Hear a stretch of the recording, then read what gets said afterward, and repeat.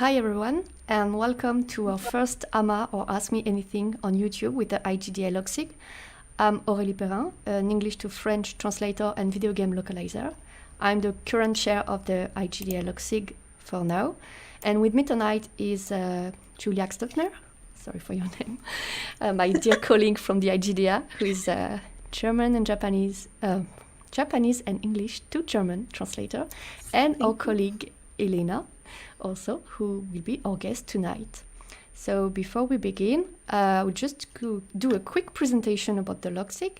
So we are part of the IGDA, which is the International Game Developer Association, and we are here to represent the localization part of the gaming industry. So we welcome translators, students, localization producers, managers, people from localization agencies too, and we try to create a thriving community about game loc.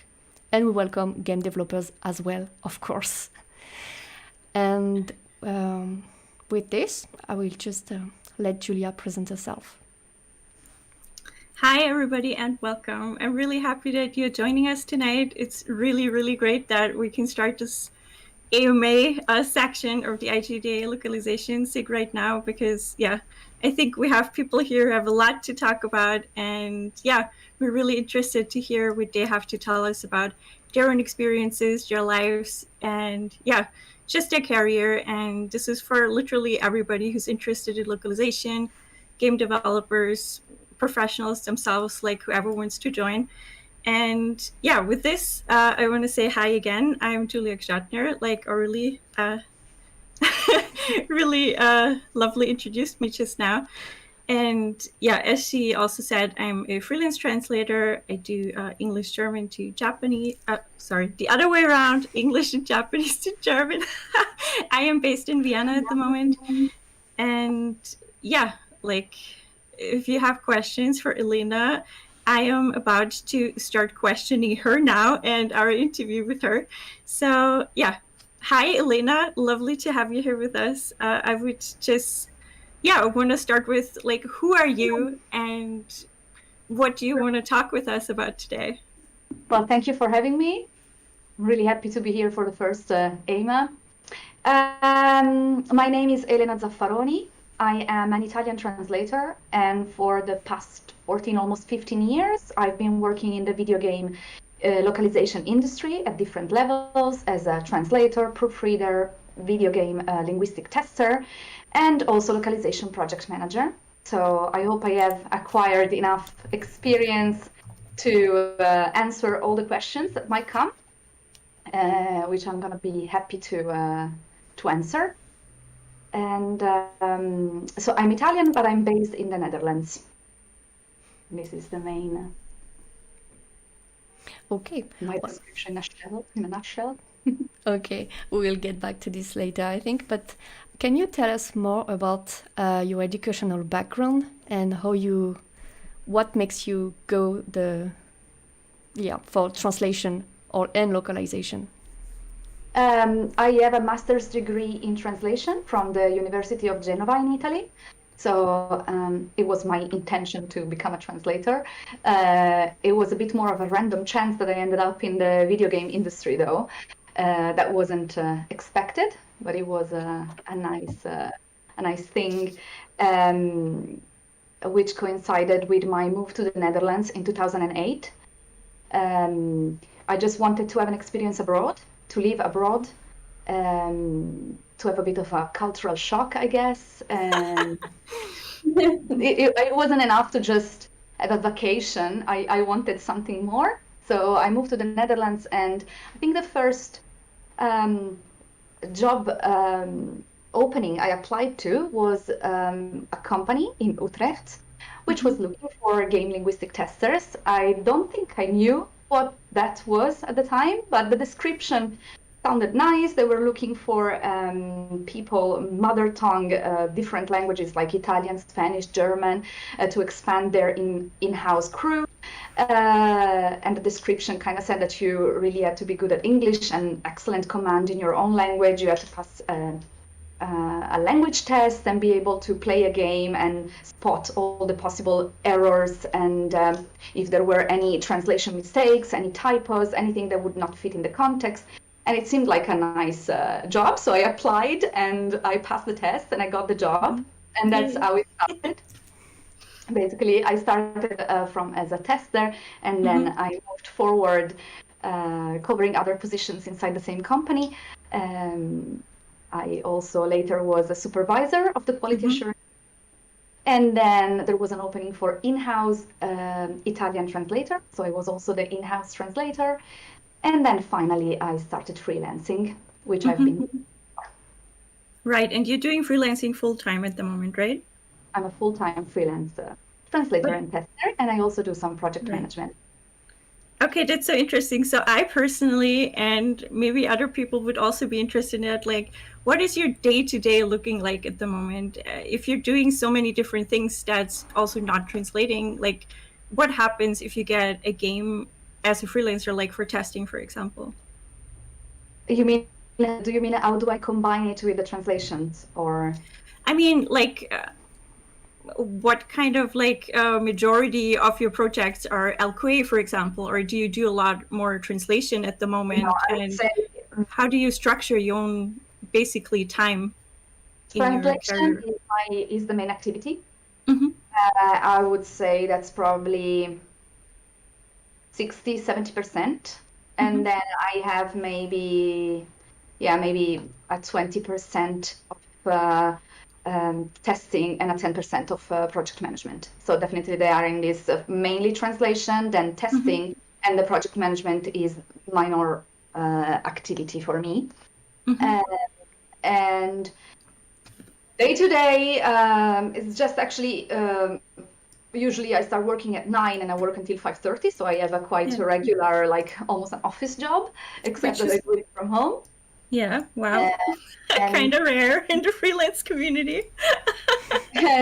Obviously, sometimes it can happen that I have to do some overtime in the evening or in weekends to catch up, or if I have a big deadline. But mainly I work really from 9 to 5:30. I usually start with translations. I have some fixed accounts, some fixed clients, let's say, that send me small updates every day for their games. From 100 words to 5 words to 200. So usually the first couple of hours in the morning, I have to cover these fixed updates that I receive. Interesting. And then sometimes if I have bigger updates, I can be busy with that until 12. So my morning. And then the rest of the day, I do the other tasks for my clients based on the deadline and the testing. And usually I try to close the day with the localization, the project management part. Interesting. Yeah, because I mainly work, I do project management as a freelance for a company that works for Ubisoft Montreal. So due to their time zone, of course, they are mainly online when it's late afternoon for me. So if there's an exchange of emails, new projects incoming, projects to be delivered, that's usually when it's the end of the day for me. So usually the project management goes towards that late slot. And sometimes I have to reply to some emails after dinner when it's middle of the afternoon in Montreal. Wow. Okay. That's so interesting. Like, thank you for telling us how you structure your day. I think it's like, it's so different, like how everybody like manages their own like freelance time, so to speak. So yeah, it's really cool to know that you have fixed times and try to work with all the time zones in addition. That's funny because I do have a similar organization. So I don't do the same thing as you, but I do have regular tasks in the morning, and the afternoon is like all the rest I have to do, and everything before noon if possible. So I kept a question for maybe later, because it's more about specialization in the industry, unless you want to talk about this. But otherwise, about thinking of digging a bit further, like, so you do project management, you do localization, you do testing. So maybe you can tell us a bit more about the kind of text, the kind of support you have to deal with on a daily basis. For translation, we are mainly talking about, well, lots of CAT tools. The main ones are SDL and MemoQ. Mm-hmm. Also, I work with other tools like XDM, Crowdin. So every client has its tool, but the majority they are on MemoQ or SDL. Mm-hmm. And I ended up buying both licenses when it becomes your main activity. It's worth it. Although lots of clients give you a MemoQ license, in the end it was just worth to have both of them. For translation, there's not much more to tell, I think, about supports. For testing, I mainly test for Android. That's the main request I receive from clients. So I either test on an emulator, which you can download for free, and the two main ones that are used are BlueStacks and Nox. It's two emulators, and they emulate an Android environment. Interesting. Otherwise, I test directly on my phone. Okay. And for about 1 year now, I've decided to have a separate phone just for testing, because the builds, the APK files that I receive are pretty big. And when I was testing on my own phone, the one that I use like literally for calling, for private use, it was just taking so much space that I couldn't install anything else, basically, and I was always running out of space. So I decided to have one device for testing, which is a phone that has a big screen, and I keep it quite empty, so I always have space for the builds that I'm sent. And apart from that, for testing, you usually need, so I suggest, if possible, to also have an iOS device in case you're requested to test on iOS. In my case, my husband has a MacBook, and I can emulate iOS environment on his computer. Lucky, yeah, that's good. But the vast majority of requests I have are for Android, I have to say. And sometimes it's possible that I test directly on Steam. So I'm given keys, and I can test directly a game on Steam. The only other tool probably that you need for testing is a screen capture app, because when you have to report a bug, you have to take a screenshot and indicate literally like with a red cross where the bug is, and give the screenshot to the client. So mainly these are the you don't need much, because testing for consoles is done on the client's premises. So if a client is requesting a test on a Nintendo Switch, on an Xbox, on a PlayStation, then this is going to be done on their premises, not at home. I for see. security reasons. Sorry. Just want to ask, like, have you been invited to do that on site too? Yeah, well, of course, when I when I was in-house in the first company I worked for in the Netherlands, I was testing, and then when I started freelancing, I was also testing for them in their premises. This company later, unfortunately, went bankrupt, so this opportunity didn't present itself anymore. But there are companies. I have to say that since then, it hasn't happened. I've only tested for Android, but it can happen. There are companies that then obviously you need to be close to the company, or sometimes they might offer 3 months contracts, 6 month contracts, and then you would have to be required to move there. Interesting. Well, might I just ask, like, in what way do you see your role? Is it like the final checkup that you do in the game? Like, what quality do the games have when they come to you for testing, for example? Yes, it's supposed to be the last check before they go to the shops, really. So it has to be translated and proofread, so the translation should be spot on. You might find an occasional typo, obviously, but what is really important to check is that everything is in context, because often translators do not get much context when they're translating. Yeah. So once you see it on screen, it's actually very different of how they interpret it in the file. You have to see that everything fits the boxes where it's intended to be displayed. For example, Italian is language that is longer than English in general. So sometimes the developers don't maybe think that they need to leave more space or adaptable windows, font that can shrink. So you need to check that everything is fitting. Yeah, and you need to go check that every message is displayed in the point where it should be displayed, things like that. You have to go, but technically you should receive a very good translation already at that point. Okay. So there's not so much to report for you usually. No, there is, but usually it has not to do with the quality of the translation. Usually it's like this message should not be displayed here, or there should be a message here which is not displayed. Right.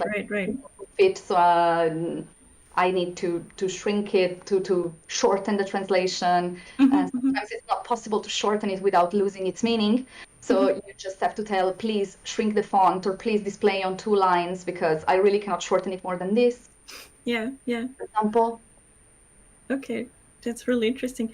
I'm sorry, Aurelie, I'm just taking this one because I'm really curious. Like, when you jumped into game testing, you said you hadn't really have any experience really with like game development, so to speak. Is it something you feel like you grew into? Or did you have that kind of wish somewhere in the back of your mind already? I grew into, well, it's a very nice field to work in. It's very creative. It's very, I mean, it's in generally a very nice field. So it doesn't take much to grow into you. I mean, as soon as you start, it's like, it's really nice. And the environment is always quite young, or young-minded at least, you know, like people. Yeah, I mean, it's very relaxed usually. Okay. Gamers, the gaming environment is not very formal. So yeah, it took very little to start liking it very much. And that's great. By a random chance, I ended up into this field. That's really, really cool. Thank you so much for answering that.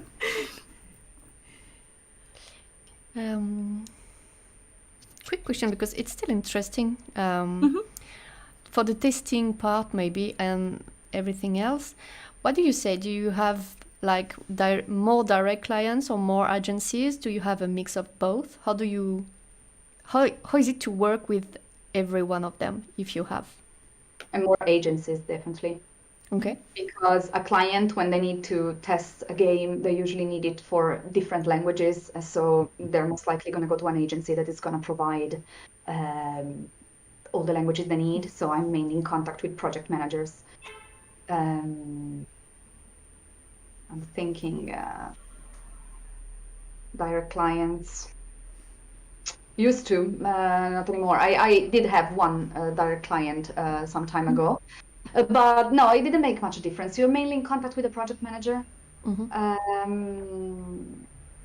QA manager, or what depends what it's called. So no, it didn't make much difference. Okay. Maybe with a direct client, it could be easier to be in contact directly with the devs, to have quicker answers from them, quicker replies regarding the bugs, things like this. Because maybe everything is in a house and you don't have a middle step of the agency. But apart from that, I wouldn't say it was there's that much difference. Okay. And for the file preparation on both sides you work with the project manager, so is it roughly the same?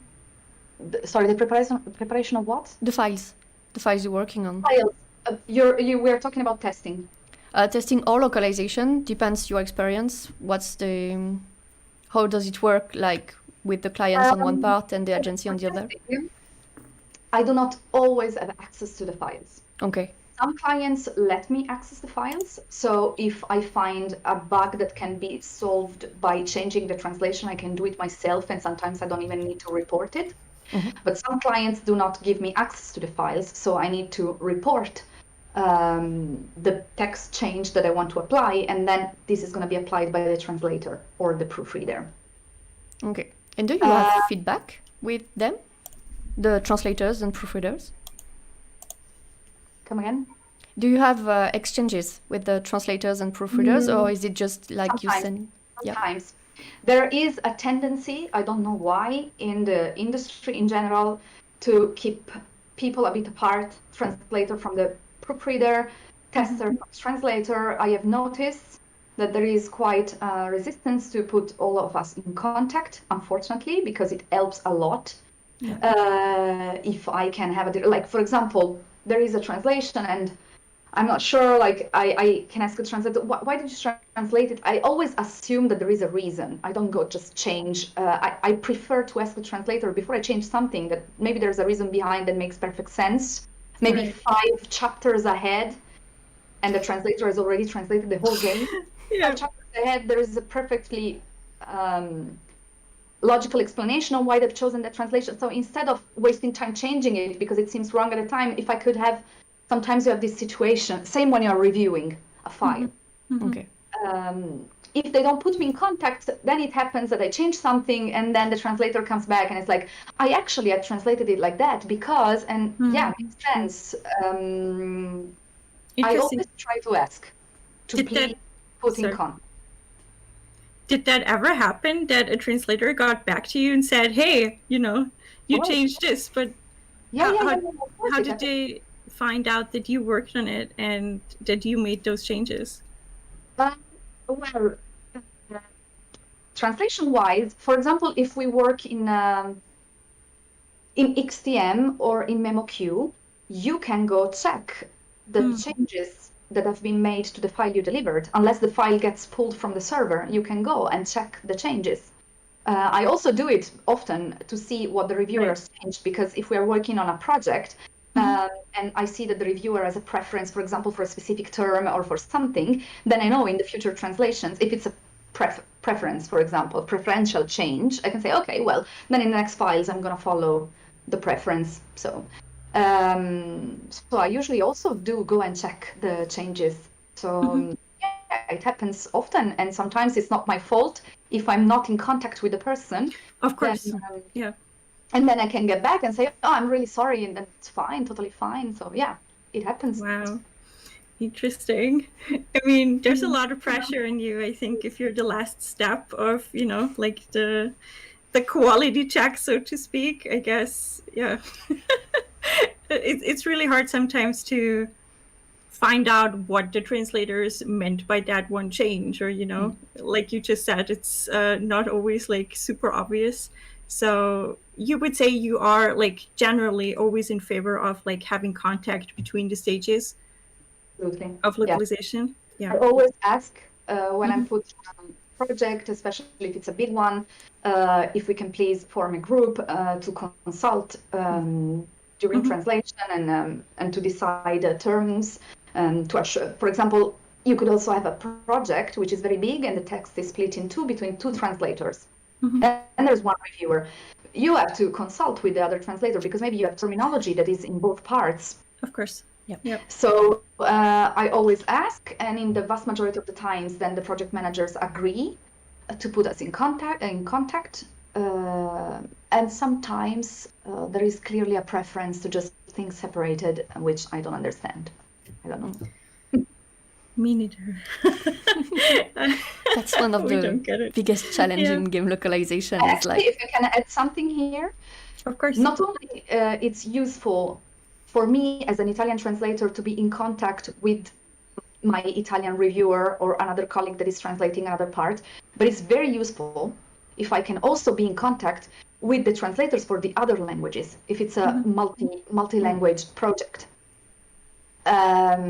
It's very useful if we can also consult each other, even if I don't speak German. Maybe the German translator spots something very interesting and says, hey, pay attention to this string because, or I also, if I can see the French translation, for example, I get a lot of inspiration sometimes. I'm like, oh, the French colleagues have gotten a really good idea because it's very similar. So sometimes the structure that I can find can be applied to Italian. So I strongly advise developers, producers, localizers, whoever is taking care, put all of the people in the team in contact, also for different languages. It's very useful. I think it improves the quality of the translation for everybody. Wow. Yeah, I totally agree. And just by seeing, like, as a translator, just when you see the common querify, it helps a lot, because sometimes in other languages they have issues that maybe you didn't really think about, and when you see it, you're just like, oh, maybe I should do that instead. So yeah, and I do like you. I always check all the languages I can roughly understand to take some ideas from the colleagues. So yeah, it's a cross-cultural approach, right? And we can all benefit from that. I think it's really like good for like translators especially to be inspired by the solutions of others. It helps me on a day-to-day basis. I'm very inspired by my colleagues like all the time, not just of other languages too, but yeah, even of German as well, of course. Yeah, but that's really cool because, sometimes we don't only speak the one language, like we also have some knowledge about, like you said, you're inspired by, I don't know, the French sometimes, right? Yeah. That's really cool. I love that. Thanks for sharing. So did you want to like go back a bit? Because I was really interested in how you basically got to know all the tools that you're working with too, because you mentioned a lot of CAT tools that you're basically using on a regular basis now. But because you didn't really have a lot of background in localization like beforehand on a theoretical sense, like how did you learn to use those tools? I did learn SDL already in university. Oh, I see. okay. So SDL was the basic one that I started to work with. And then usually suddenly you start working with another client and they're using MemoQ, for example. I mean, the CAT tools, they kind of all look like each other. I mean, you have usually a column for the source text, a column for the target text, and then you have a concordance function. You might have a term base, and then so once you have been taught to use one, and I already knew SDL pretty well, then it takes a few days to get to know MemoQ, and then you get next client. Next client is using XTM. It takes a few days, and then little by little you just learn it because, they're kind of very similar. But Some are better than others. Sorry, but you said you've been working in-house, right? Did you have some teachings? Like, did you have some education basically on site, how to do it, and people who showed you? Not for translation. When I got the final position that was in-house translator, not because that was already my profession and I have an academic background in that. But yes, when I got the position as a linguistic tester, the first one, then yes, we had training. All the people that we were hired on the same day. So this company was opening a new testing team, and I don't remember, like 5 or 6 new languages, and we were all trained by the supervisors that were very experienced, and they were great. So we learned, we were trained, and then we started with simpler games, which little by little growing up to console games, the bigger stuff. And also when I got the position of supervisor, so when I was promoted, I also had first about a month or 2, I think, of training. So yes, I did. I don't know, like in the Netherlands, it's quite a common way of doing, like if you see potential, if you think that someone is good, even if they don't have experience, you hire them and then you offer training. I don't know if it would be like this everywhere. I think in Italy they have the tendency to want you to know everything already, and they think like it's a waste of time to have to train you. While in the Netherlands, what matters more is like the potential they see in the resource. So I'm happy to be working because it's for the job opportunities and career opportunities and your development in the work, the Netherlands is a great place, in my opinion. That's really great. Like, I'm so happy that you had this kind of like training too, because I think just working freelance, having never worked in-house, it's sometimes really hard to like figure out what to do with tools, or like how to get into what even do people use for certain, things in localization, be it translation or testing or even project management. Yeah. Might I also ask, like, do you use special tools for project management, or is it something that you just schedule yourself? We have a big tracker where we, which is basically a big Google file, Excel, Google sheet, where we track all the incoming files, who's translating it, when is the deadline, how many words, and then everything is translated in memo queue. So you do need to learn a bit, like maybe how to assign files, how to calculate the word counts, so that the translators can invoice the right amounts. But mainly, it's memo queue. So there isn't really another tool Okay, specifically for what I'm doing. Yeah, I see. maybe I can add something that just came to my mind. Sometimes for testing, every client can have a different way to track the bugs that the testers find. Right. Usually it's a sort of something that looks like an Excel sheet. Usually it's online, but there are also softwares like database where you track bugs. The most famous is Jira, and then you need to, maybe again, you need like a day of training, say, to learn to use it. Basically, right. Basically, a bug sheet. Usually they kind of look again very similar. It's going to be. I had taken a note today because I thought this might be interesting. There is usually you need to put the date. You're entering the bug, your language, maybe the build version, the device info, and then there is usually going to be an ID, the string you want to change, or the scenario ID where you found the bug. Then there's going to be the steps to reproduce, because you're going to have to tell the devs how did you get there. Yeah. So very clearly you need to indicate what you did, like start the APK in Italian, go to the main menu, tap inventory, enter so steps to reproduce very clearly. Then you have to give the bug description, what problem, what issue have you found, the fix that you're suggesting, and then usually you have to provide a screenshot so that they can see. These are the main things that you usually have to do, whether it's in an Excel sheet, so they're giving you already the columns, or it's a database, so you're going to have to click and insert the things. Usually this is how it works. You find a bug and you have to report it so that the devs can see it and fix it. That's, thank you so much for like giving us a detailed rundown of what you do in the bug report, because for me too, before I did it for the first time, I had little to no insight how that's like even done. And what is asked of me, so the preparation was a bit like difficult, but yeah, that's also something, like you said, you grow into very fast, thankfully. But it's always good to have like at least some knowledge about it. I also wanted to ask if you have these, I mean, it depends on the project, I guess, but are you working as a sole LQA tester in a game, for example, or are there usually other people you work with in a team doing the testing, or maybe even translation? And what do you prefer? During translation, yes. During testing, mostly not. I can see what the other, usually this, it's often a big Google sheet with tabs for each language. So I can select the tabs of the other languages and go see what the others are reporting to see. It's useful because maybe I go check if I have the same bug. Okay.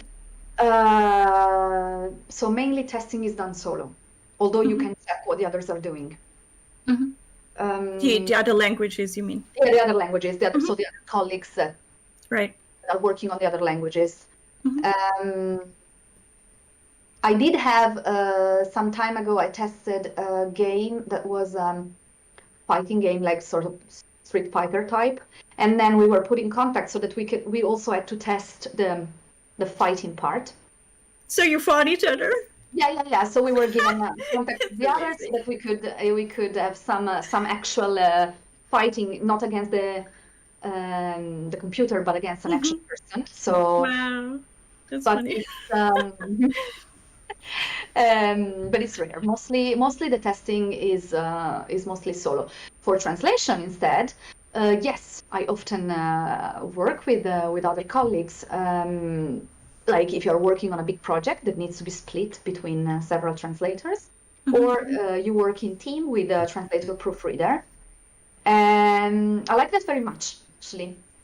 Yeah.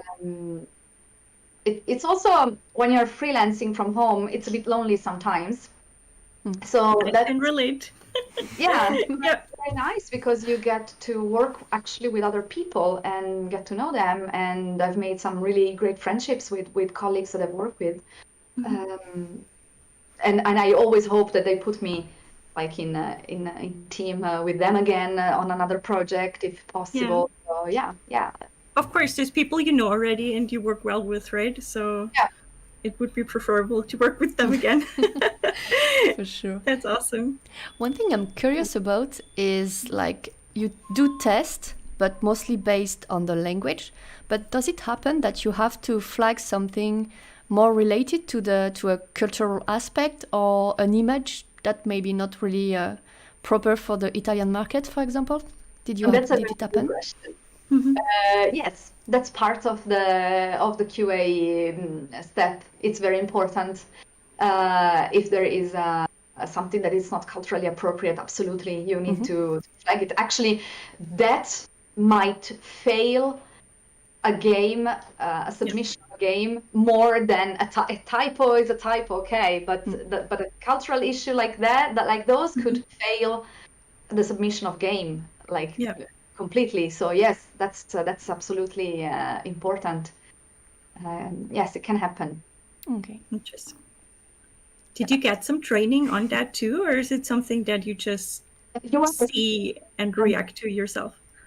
You are expected to know as a you are supposed, so you're testing for your own mother tongue. So I'm Italian and I'm supposed to know what is culturally acceptable and non-acceptable for Italians. So I'm supposed to know. And then obviously you have some indications, like you will know what's the PG rating, the rating, the age rating for the game. So if I know that it's a 12, then I have to know what is, like, if there's a swear word that's a bit too much, then I have to slow it down and stuff like this. I had something that I want to say and now it slipped, but yeah, it comes back. you are supposed to be the one knowing. For example, I could tell you this one also. In several occasions, I've been requested to compile a profanity list. Okay. So these are mainly used for chats, for games that have an online chat between the players. And the players cannot use swear words or like abusive language or this kind of things. And especially in one case, I think it was from some Disney thing, so it was really intended for children. So you are supposed to put a long list of swear words, and you also have to. It sounds stupid, but it's actually very important because they have to be picked up by the algorithm. If someone is trying to use it sometimes as like you have games with a clan, you cannot give profanity word to name your clan. And not only you have to provide this long list of profanities, sometimes you also have to order them hierarchically from the worst, the least worst. You have to. How do you do that? That's like you are supposed to know. Like as an Italian, I know the worst you can say for an in the Italian culture is swear words against God, against religion. Okay. In our culture, this is the top one. Interesting. And after that comes swear words against the mother. Wow. I mean, I don't know if I can swear, but son of a, that's a very bad one in Italian. Yeah, we try to not swear too much, but like, give us your examples. This is in another culture, like I think in English, I don't think that would be like the worst you can say. Sometimes you hear it in a movie also, like that's very bad for the Italian culture, So when you work as a linguist, as a translator, you are supposed to be the expert on your language, and you have to guide the developers and tell them this is not okay for Italy. This explain and said this is not going to be okay for the target. Also, it depends what's the target. Right. Yeah. But fun fact, I'm a victim of this list of profanity when it comes to Christmas with the snowballs, because the French words for balls is in the list of in the profanity list. Oh no! So every time I got little flag in the software that I'm using a word that I should not be using, but actually it's fine. But that's a funny thing. There are a few words like this that make me laugh every time, and snowball and ball is one of them. So. Oh my god! Might I just ask, like, do you have resources you draw from when you create these lists, or like, do all the words come from your own? I imagine this would be really hard. Well, I have a very rich vocabulary on swear words, so definitely that comes quite natural. But after doing the first ones, I kept the file saved. Good so idea. Now I have, and once it happened, Pro tip. yeah. So you save this stuff. The last one I did, actually, I had to proofread the list made by another translator, and later I complimented him because it was really, I mean, I know it sounds stupid, but it was really well done. Wow. Also, it was also required to put typos on purpose, to attach words, to find some regional dialect swear words. He had done a fantastic, an amazing job. So I have that one saved. Wow. That's gold if I'm ever asked to do a swear word Right. like this again. Interesting. I mean, I feel like in terms of like culturalization and also swear words, probably, it's really important to have that exchange with your peers. Yeah. Because it's almost like impossible to know every single swear word in your own language even. Or like also, you know, all the cultural, probably like inappropriate assets or whatever. I think like I benefit so much from exchanging with my colleagues on that, and I think everybody should do it. That's my pro tip. Talk to your peers. Yeah. Exchange about culture, because you cannot know all the culture about your own country, I think. Yeah. For me, if I have to look for it, and I've been looking for tips to learn more about French culture, and I felt like I will never find the end of it. So I will never know everything. Sometimes it's a bit subjective too, sometimes, right? Yeah. So it depends on you, on your region, maybe. Also, that too. You do have that in Italian, no? Differences between regions. Yes, absolutely. And it's also, things are also always developing. So something that maybe 10 years ago would not be okay, it is now. Right. Yeah. We didn't have 10 years ago, there was not such a discussion about the gender, the language, you know, the ending, male or female, how to make it non-binary. That was not an issue 10 years ago. And now it is. So now you have to discuss it, and you have to find solutions. You start having non-binary characters in video games, which you didn't have 10 years ago. Yeah. Just a quick question here. Because you are not living in Italy right now, how do you keep up with certain trends of your basically own culture, like in Italy, when you're not like surrounded anymore by that? How do you do that? Very good question. Well, apart from obviously, I read the news in Italian every day and stuff like that.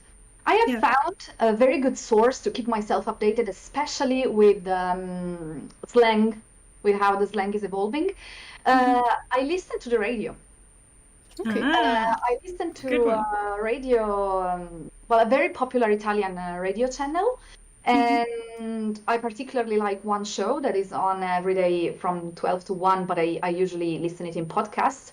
And they speak with a lot of, you can really listen that they're following the trends also in language. They start using, so that keeps a lot updated, very well updated on the new trends.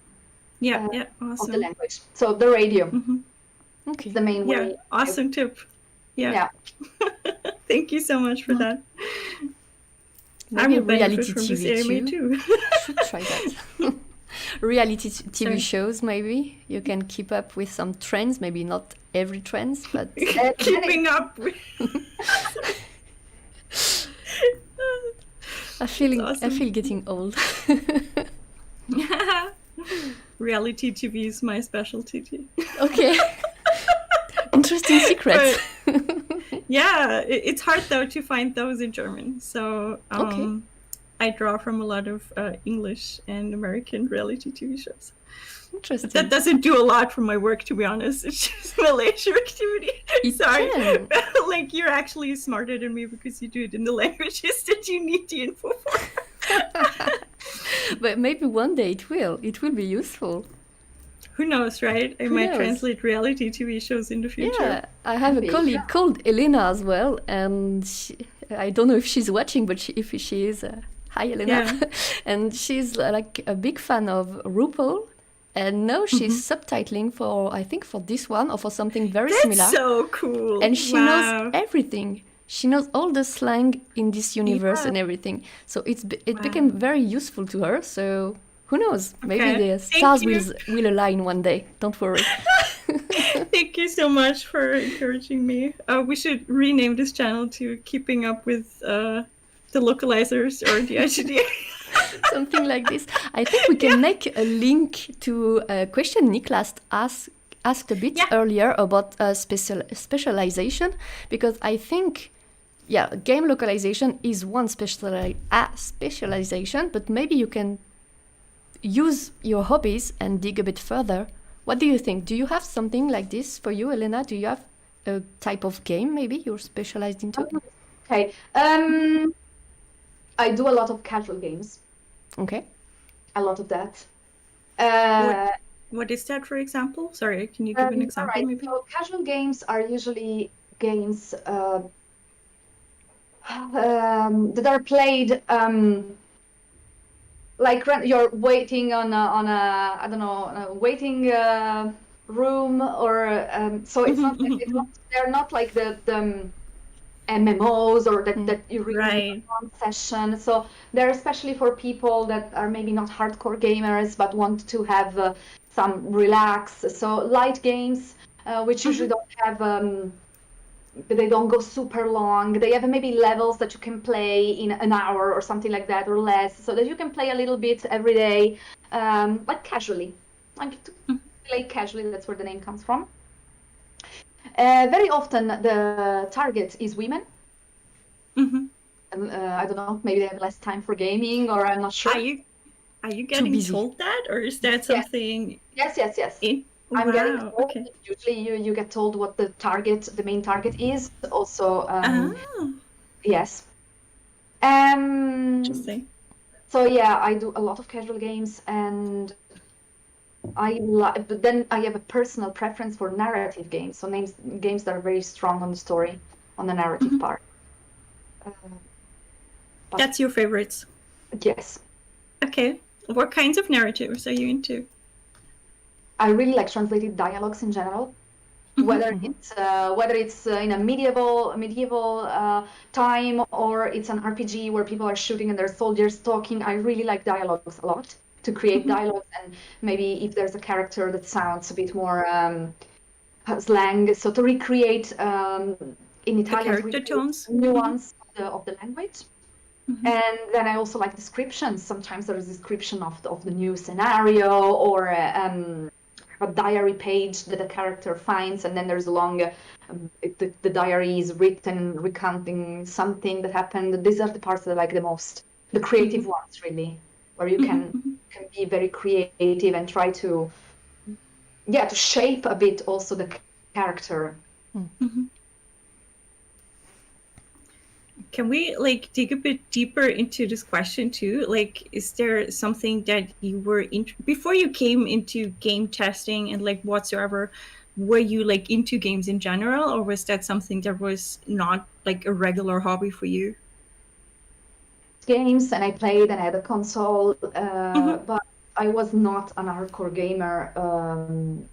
When I was first hired, the people that worked in that company in Utrecht, they were really hardcore gamers. They would have all the possible consoles. They were really. So I was more on the language side, but I did make games myself. And actually, to get my first job, you also had to send a presentation letter of yourself together with the CD, or is that to also really describe what games you liked, what games you played, what was your relationship with. So they really wanted also to see a bit your background game-wise. So yeah, completely. You have to at least like a bit games and play a bit of them, because otherwise, if it's completely out of your world, it's a bit difficult. You don't have references when you're translating. Yeah. You're reading a text and you're translating it, and you think, oh yeah, this is a bit like, I don't know, like Final Fantasy, or this is a bit like you need some kind of you need to know a little bit what you're moving into. Yeah. I don't think you need to be like a hardcore gamer, but you need a little bit to, and for testing even more, because then you're really to play, to actually play. Makes sense. That's true. Yeah. It helps to have been the audience and then translate something and creatively deliver to that audience again. Yeah. Because then you kind of know what those people were looking for, because most likely you were also looking for that in the past. Yeah. True. And when you don't have context, I think it helps a lot to kind of guess what's happening.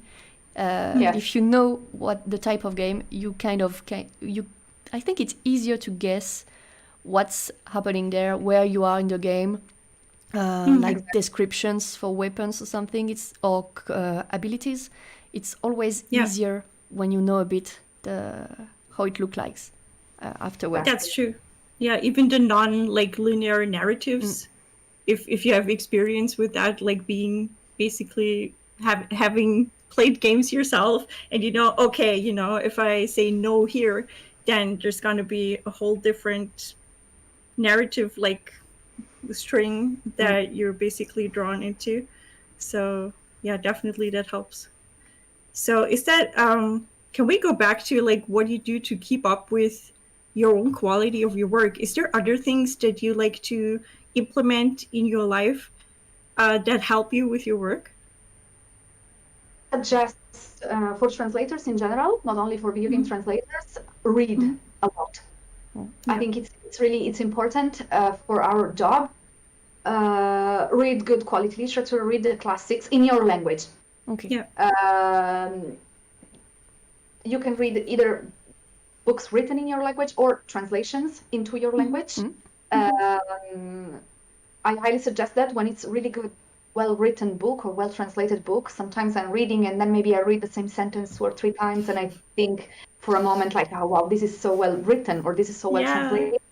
Oh, this adjective, I don't use it very much. I should use it more. Or like I think combination sounds so nicely. So I like to read the great classics.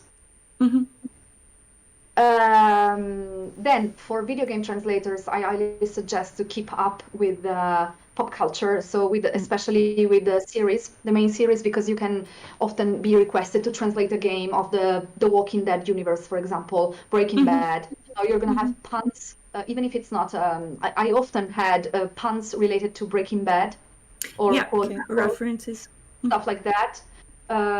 So try to keep up with that. For example, I have on my list, I haven't watched Squid Game yet, but it's become so popular, I need to watch it because I know that sooner or later I'm gonna have a reference to that. So it's on my list to watch. So try to keep up with this stuff. That's a good point. Yeah, I would say in your own culture as well. For the French, I think we all keep up a bit with Camelot, and we all take references from there because nobody will like it, but I would say sometimes the lines are great and we can use them, and there are tons of GIFs online about Camelot. So, I'm sorry, I don't even know what Camelot is. Is it a show? It's or a like show about King Arthur in Camelot. It's very. I won't say it's very famous in French, but if you like heroic fantasy and humor and everything, I think it's a good reference, and it replaces some older references we may have before. So yeah, I would say for the French, this one is great, and you have to be honest. Honestly, there is some great writing in this show. So it's like the new French Monty Python, if you want. Ah, interesting. Yeah, of course, all that helps, right? And what Elena said too, I think reading classic literature in your own language is something I always suggest to literally everybody. Yeah. Like, if they're like newcomers into the industry or even like pros and just want to keep a quality level of their own language and grow their vocabulary, because you might believe it or not, you will forget your own mother tongue if you don't use it. It's real. Yes, It it's happened true. to me before. Mm. And we, as So translators, we are so focused on mastering another language that, like you said, we exactly. tend to forget Yeah. our own language. But at Yeah, the end of the day, absolutely. we are paid to write in our mother tongue, so we need to master it. Exactly. Yeah, yeah.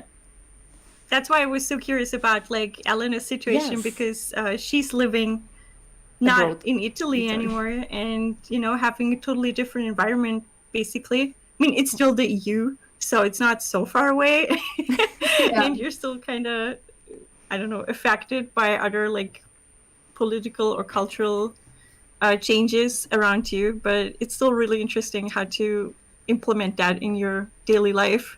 Yeah, so I always read in Italian. I try to always, I have a Kindle and then I go in the store because otherwise it would be a bit difficult to get Yeah. the literature in Italian, right? So with that, I Yeah. solve the problem. I go in the online store and I can download whatever I want from there.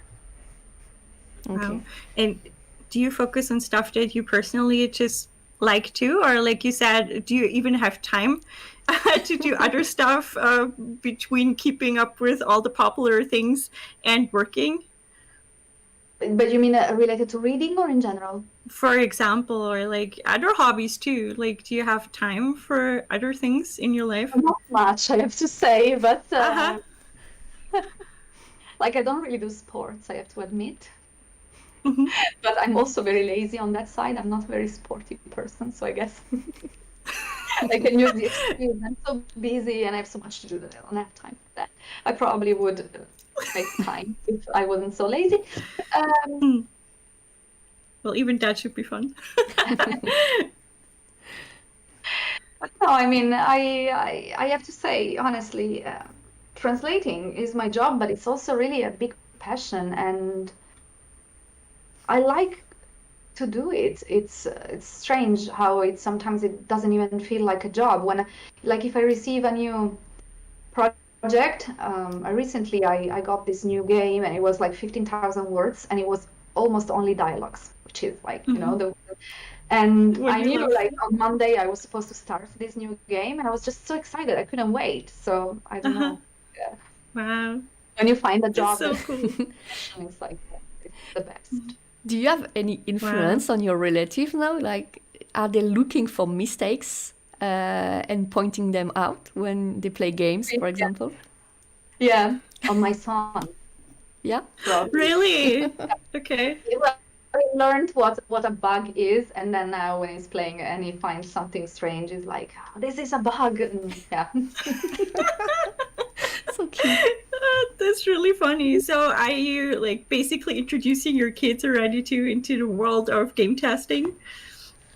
Yes. Yeah. Sometimes they, well, especially the older one, the young one is not very interested in video, but the older one, which is 9, Okay.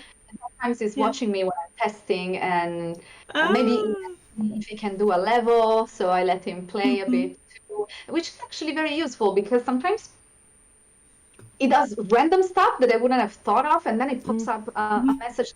Wait, I hadn't seen this message yet, so it's actually useful to let him play. Perfect. So he's helping you with the testing. That's so funny. Wow. He must be very like proud of his cool mom, right? Is he bragging with that in school? For the other moms, I guess. I mean, Wow. playing with video games. I mean, I would totally brag about it in school. I'd be like, hey, my mom's the coolest. She's testing video games for a living. Haha, what's your mom doing? But then I'm sorry, in Italy we can't talk about other moms. So that would probably for sure speakers. I'll remember that. Wow, that's really funny. Love to hear it. Do you have other questions? For now, we have answered Niklas' question, but I will keep it for the end because it goes with the last questions we have.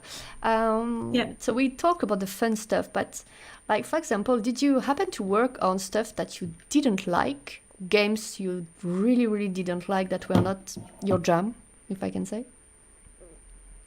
I think, Sorry.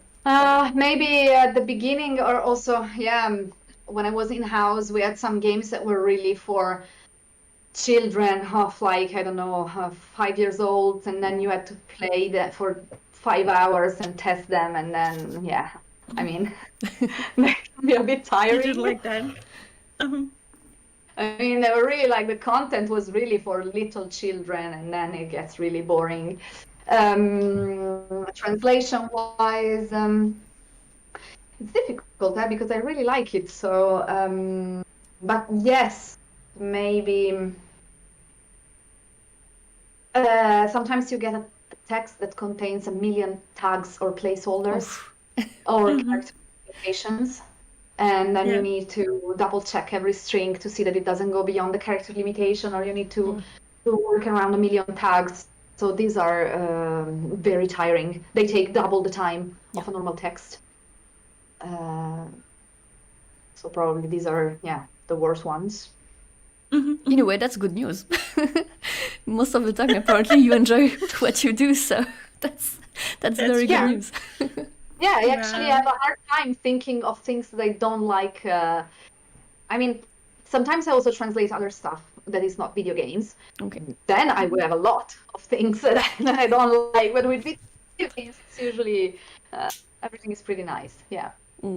It feels like second nature when you go back to those video games text, I think. Yeah, I mean, obviously that's my main specialization, so I'm much faster. While sometimes I receive texts that are completely different, and for them I also have to think. For the same amount of words, I have to think of more time. I have to allot more time because I know it's going to be more difficult than video games. Every time you start working for a new agency or new client, you always have to do a test. So maybe some are much more difficult than others. Maybe challenging projects because you had a tough deadline, and then I know what's the greatest challenge. The greatest challenge was working. Yeah, it was working during the pandemic. That was the greatest challenge. Really? But yeah, because we during the lockdown, and with the children at home, so you had to. They had to follow the school things. But you also had to work, and we were home all day. You had to entertain them. Like one of them the little one was 4. The first lockdown, when it started, she was 3, and then she turned 4 during the lockdown. And then it was tough. And at the beginning, the work givers were a bit more lenient. They knew what was going on. But little by little, it started to become the new reality, and you were just getting the same work as before with the same deadlines as before. And there would be a little bit more understanding, but in general, you were expected to more or less deliver the same work as you used to. So me and my husband, we had to work in shifts of 3 hours each. So one of us would be 3 hours with the children, the other would be working, and then we would switch. I had to work every evening until at least 10, 11 to cover the deadlines. It was really tough. I had to work too much. So that was definitely, but I guess it's been maybe a little bit the same for most of the people actually that had to of course, be with children. With children plus handle your regular, like imagine like your work, but like with a child that constantly needs your attention, or that you need to help with school stuff. Like imagine how it would be to work like that for months. It's really hard. It was really tough. And when you're freelance, you can't turn down some work, obviously, but not too much, because at some point, if you turn down too much, they're going to go to someone else. So it's not like you could reject too many things. That was definitely the hardest part of I guess for lots of people, though, not only in the translation industry, but in general. Yeah. Yeah. That's a good point, though. So as a freelancer, you constantly feel the need and pressure also to basically keep working, Yeah. so that the wheel like keeps turning, right? Yeah. Like if Mhm. you go on vacation, like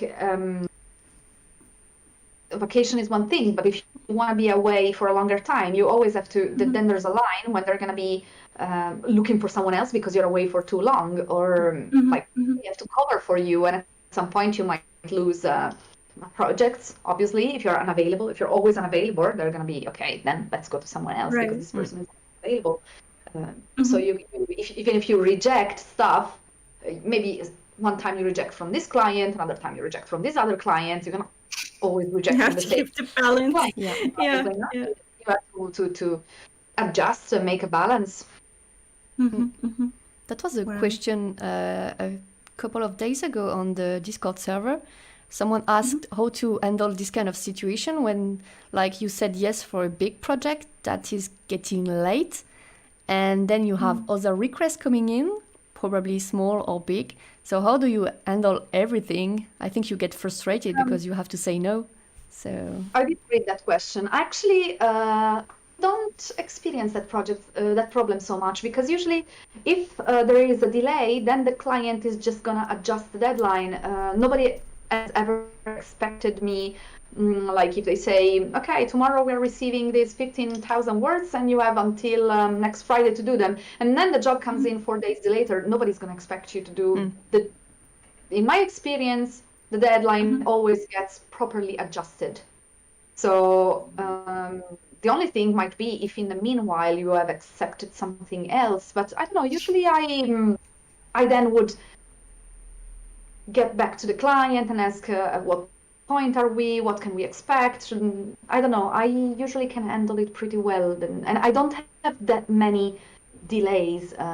More or less, I always consider, if they announce a project incoming, I usually consider like fixed thing that it might come a couple of days later. So usually you just learn to adjust yourself a little bit, or maybe you know that that specific client always announces big projects and then they don't come until a week later. So then you just learn a bit to get to. yeah. And just jumping to a few questions in the chat. It's linked to a part we didn't answer from Nicolas' question, but this one is from Alfonso. Do you generally see the future for the video game localization industry as freelance? So how do you generally see the future for the video game localization industry as a freelance? And Nicolas asked also, would you recommend to specialize in this field to new translators or someone who wants to become a translator? So would you recommend game localization as a specialization or not, for example? If you like it, if you think that's your passion, yes, there are specializations where you can make more money for sure, like medical, finance, legal, but you have to like it. Like I find legal translation incredibly boring, so it would be a nightmare to do that.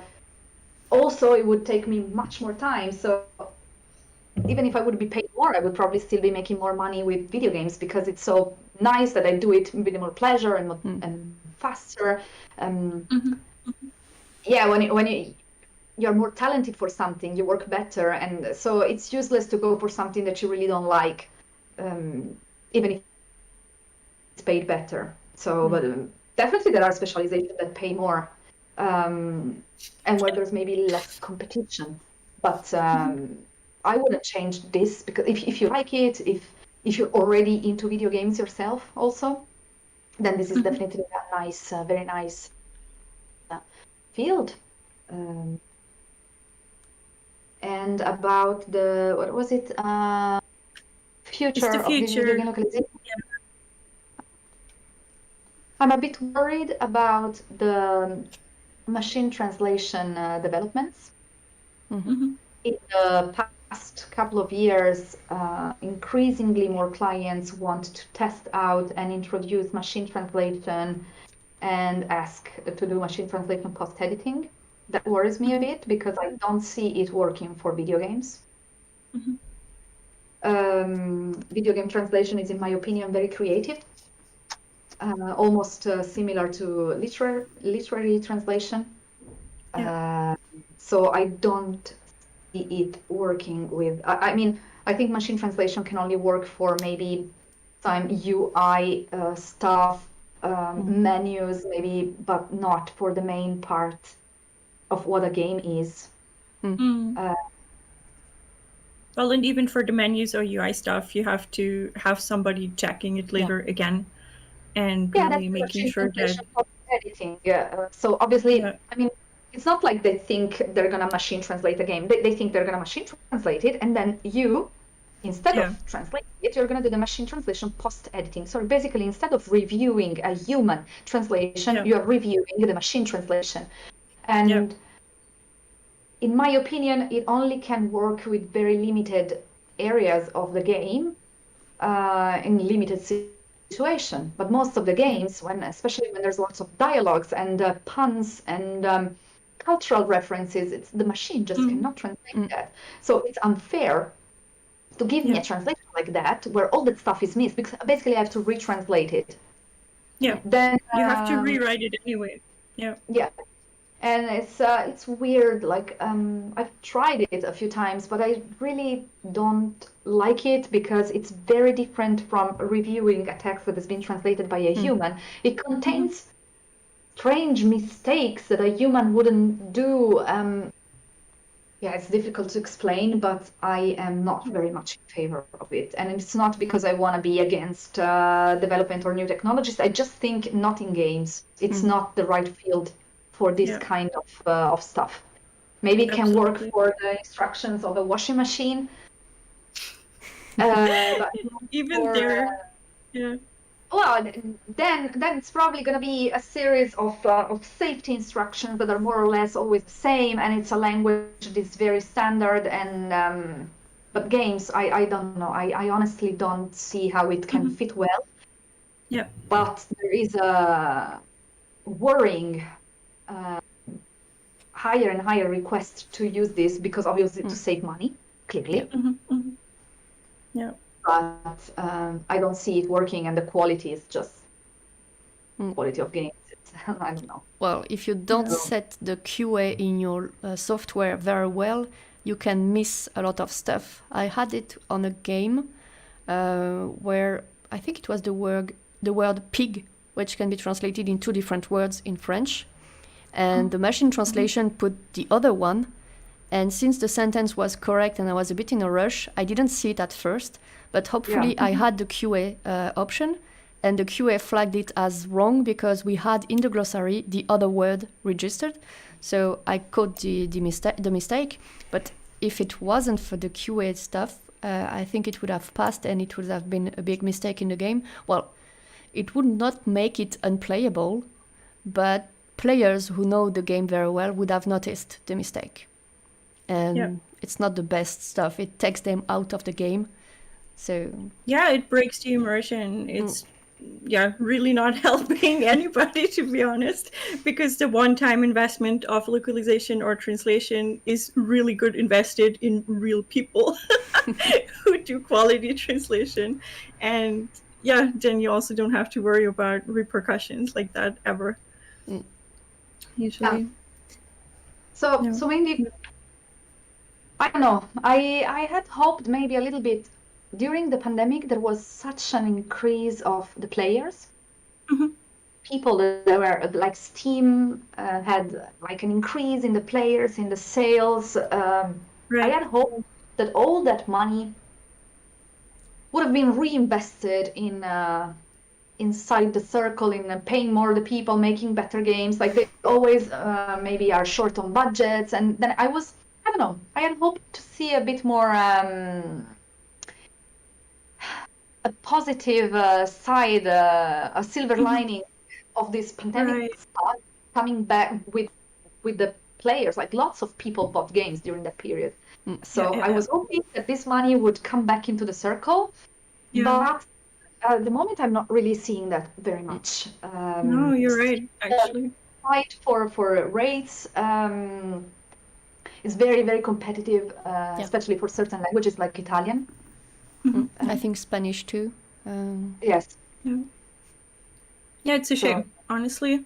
It's very sad, but it's a good point. I would also have hoped to see a different change in the localization industry. But yeah, we're still fighting and we won't stop, right?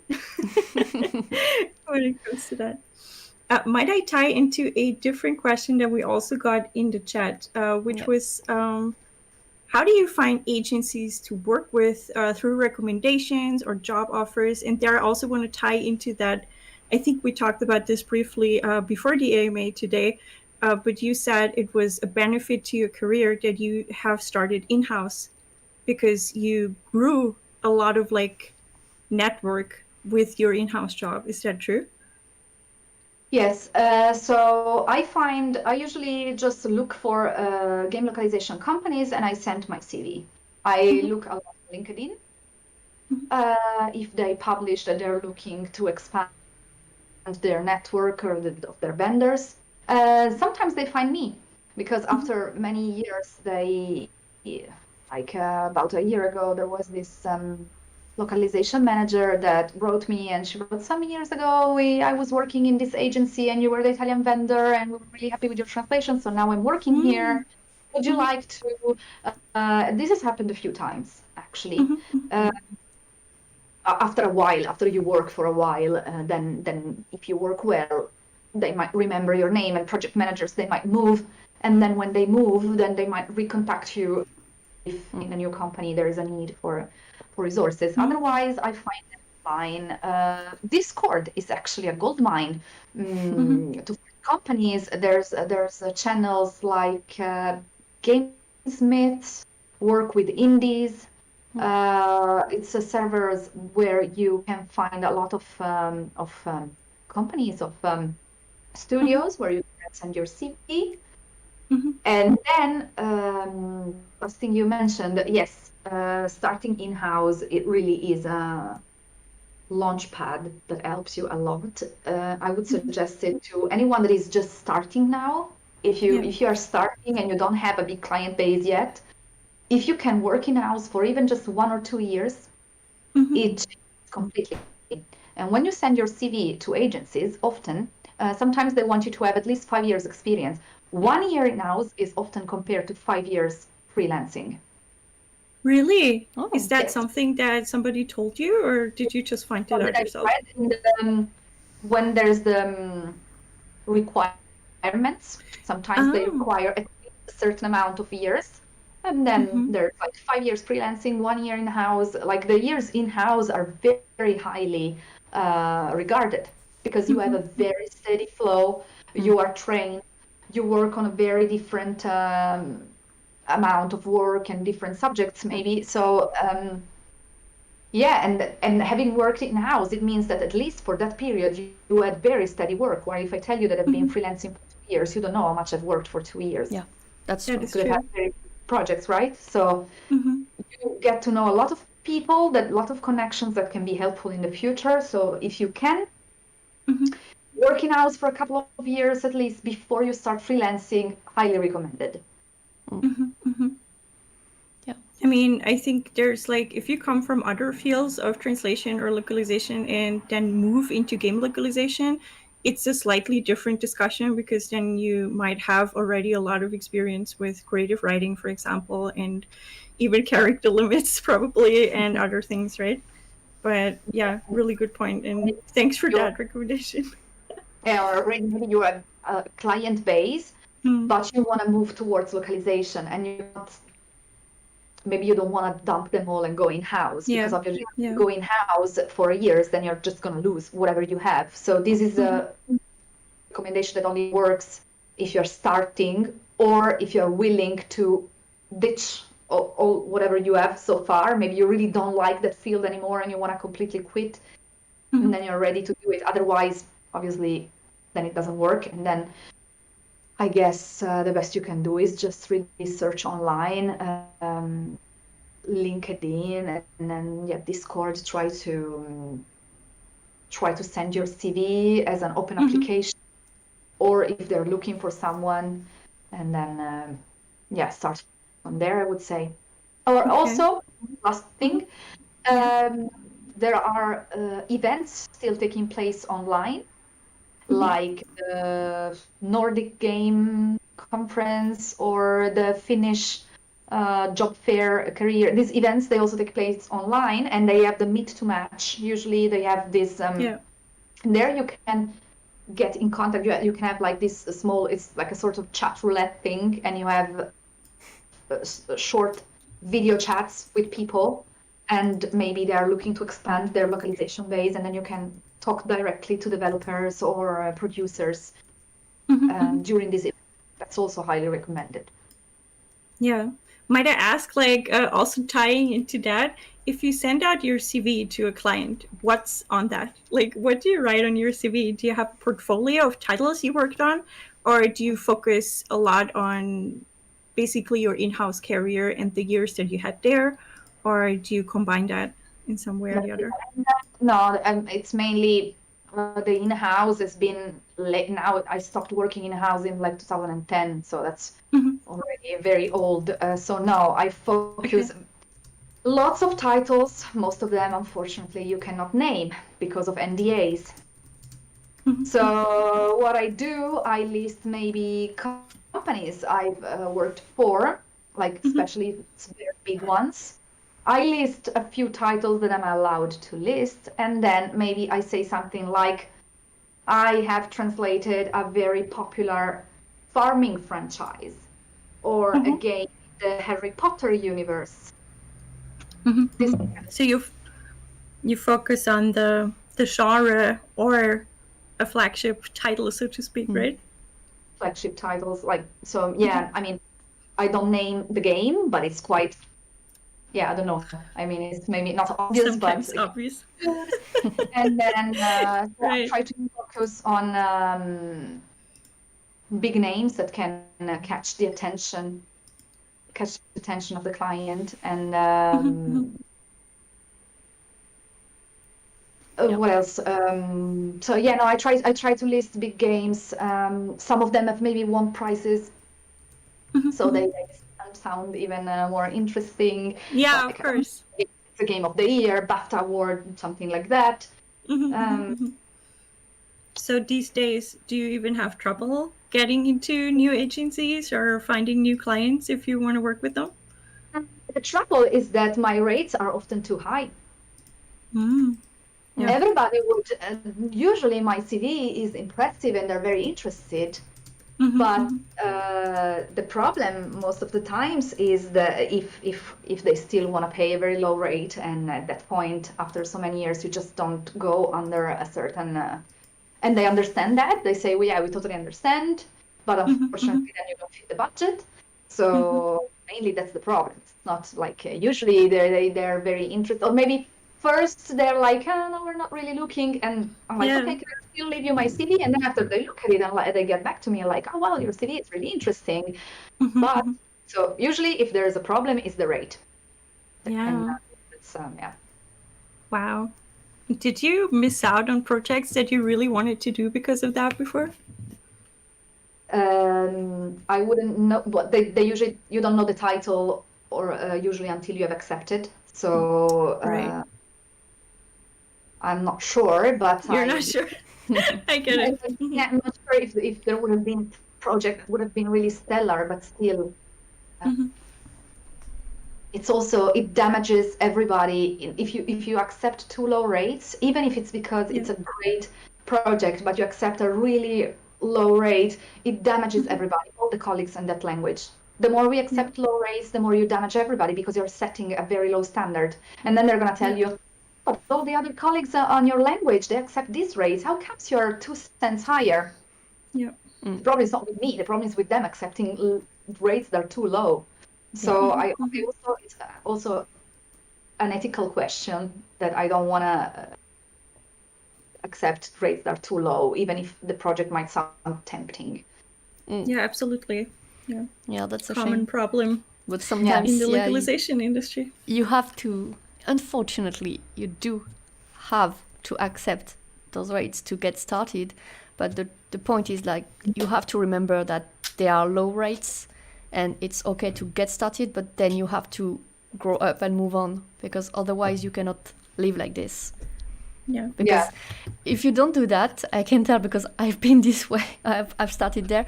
I did start with low rates and I felt real bad because everybody was saying it's so low, so I was ashamed until I realized by talking with other people that some still accepted those rates. And I closed so many doors by setting some rates, and I lost a lot of experience. So the stuff is, you can start low, don't put too much pressure on yourself, but start to ditch them to go higher as you gain experience. Otherwise, you will be overworking yourself and you will burn out. Yeah. Agreed. Thank you for that, Aurelie. Word. Okay, so we are almost 1 hour and a half. I think we covered most of the questions. Do you want to give maybe some... We gave some advice to translators and newcomers. Do you have more to say, or do you want to give some advice also to developers as well? To developers, yes, I do. I noted down a few things. Well, first of all, if you're a developer and you're wondering, do I really need localization? Like we already have maybe a tight budget. Maybe you're an indie studio and you're like, okay, we're going to do it in English. And do we really need? Just so you know, just for FIGs, so French, Italian, German, and Spanish, that's the main European group of languages, so the biggest countries.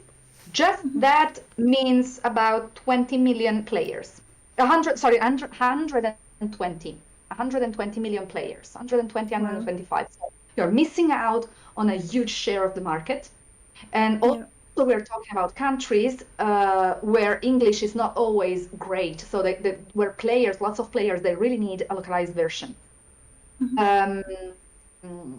So if you have to decide, think first, is your game strongly based on the story, on the narrative? Then you really need it. If you want that share of the market, you need localization. What you can do is, if you're publishing on Steam, you can start with English, and then you can see where the downloads come from. So if you see that you're going great in Germany, then localize it in German. You can then localize later based on where your main downloads come from. But again, like there are certain languages that I highly recommend, even Chinese. Chinese is, I don't know, probably the biggest market in the world as player-wise. So you are missing out on a lot. And that's only if we are talking about money. But also, your game is going to be a much more immersive experience if you provide a localized version to the players. They're going to enjoy it more. And this is also going to give you more chances for your game to go big. If you decide to localize, which I hope, please consider, at the moment, localization is the last step, is in post-production usually. Like you've done your game and you're like, okay, now let's do it in another language. We still have money, we are going to do it. It's better if you can actually fit it in pre-production. And if you can involve the localization team, if you can include the team in pre-production so that you can monitor the storylines, the visual assets, you can do a culture check, you can do a file check, you can check I don't know, if the font that you chose is readable in all the languages that you're intending to localize in. If you're supporting the right to left languages, for example, if you're intending to localize in Arabic, for example, language. So there's a lot of stuff that can be checked before to save money on QA later, because all that stuff is going to come back in QA if you don't check it before. So that's strong advice. If you are intending to localize, involve the localization team and think of localization at the beginning, not at the end. It's going to save you money. Even if you really don't good point. exactly plan to localize, but in case your publisher asks you to localize, at least make sure you have the basics covered, I would say, like internationalization or something like this. to be on the safe side, because when it comes back to you at the translation or QA stage, usually it's too late and you have a lot of work to do to get back on track. It's true, right? Even consider it at the writing stage. Maybe if it's a narrative-driven game, for example, like comments of the writers are everything for the people working later with the text to really make it shine in the respective other languages. It's really important to consider that at a very early stage already. Yeah, and genders and plurals, even if it's not the case in English. To add that, the gender part, consider that English is non-gendered, but if you're translating like in figs, if you don't think of that first, that it's sometimes it's just unfixable, and you're gonna end up with, I don't know, like translating everything in mail form because you haven't thought of how to tweak the text. Exactly. Well, and if it's really not in the budget, right? I heard too that, you know, it might be smart to at least like consider like localizing at a later stage, but knowing that with the first sales in the original language that you're releasing, you're going to invest that in the localization like later, and then you have the framework already set up for what you want to do then. Yeah, really good points. Thank you so much, Elena. I have one last question for you, unless you want to add to this more, or are you? Don't use was that your whole response?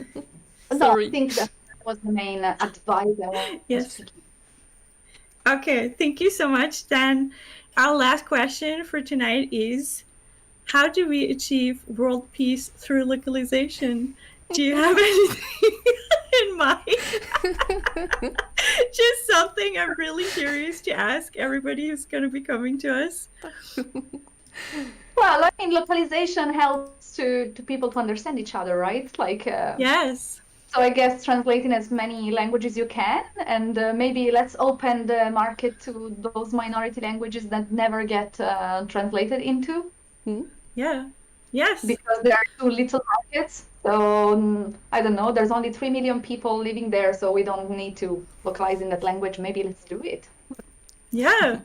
Really good point. Thank you so much for that. And thank you so much for all, the pro tips you shared with us and your personal experiences. I really hope that a lot of people can benefit from that.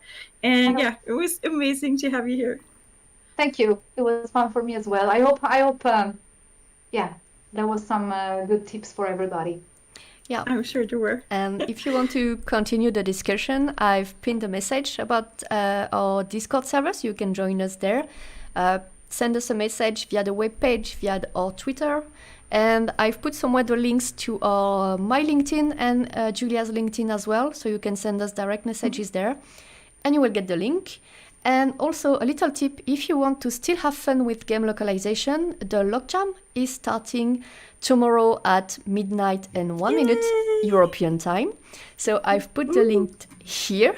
So if you don't know about LocJam, it's a bit like Game Jam. It's a game you have to localize in a short amount of time. So for now, you have 3 days from tomorrow until Sunday. And you can have fun. The point is, have fun. And go crazy. Go crazy. You said it now. I think Alain went way beyond his way with this game, because you can even go like, I've read some tweets about dubbing. So if you want a challenge, audio assets or graphical assets, knock yourselves out. Exactly. Localization is not only words, it's also images and sounds. So have fun, really. And I've put the link there, so you can go there. And we are really curious to see what you will come up with, because there is quite a challenge. If you want to look at the previous one, there is a challenge. So thanks again, everyone. I hope you had a good time. If you have other questions for Elena as well, you can just ping us on the different accounts or on Discord if you're there, and we'll forward your questions.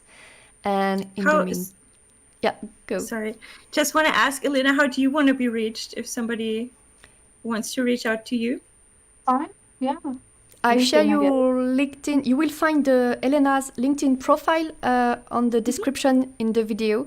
Anyway, you have all the information in the description box, so you can just go there, click on the link, and you can reach out to Elena if you want. Awesome. Yeah, that's pretty much it. Okay. Don't forget to subscribe to the channel if you want to get pinged for the next AMA next month. We will keep you posted with all information about what we will talk about. So in the meantime, have fun. Yeah, have fun. Thank you, everybody. Thank you, everyone, and have a nice evening. Bye. Have a Bye. nice evening. Bye. See you soon. Bye.